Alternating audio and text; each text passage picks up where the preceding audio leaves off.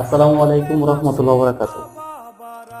আমার এই চ্যানেলের সাথে যদি থাকেন ইলেকট্রিক কাজ শিখতে পারবেন। এটা নাম সার্কুলার বক্স।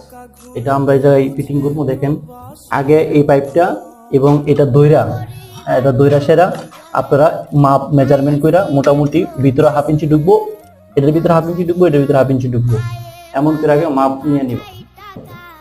এভাবে পরে ঢুকাইবেন। ঢুকায়া যদি না যা সুন্দর করে একটু বাড়ি দিবেন, বাড়ি দিয়ে এটা সুন্দর করে ঢুকাই নিবেন, কারণ এটার ভিতরে যেন সুন্দরভাবে ঢুকানো হয়। তারপর এটারে ভালোভাবে লাগাইবেন। এটারও সেম, এভাবে ভালোভাবে লাগাই নিবেন। লাগায়া যে মাপটা দিছেন এই মাপ অনুযায়ী জানি হয়, এই গ্রুপের জন্য মিলার পর এই পাইপ নিবেন।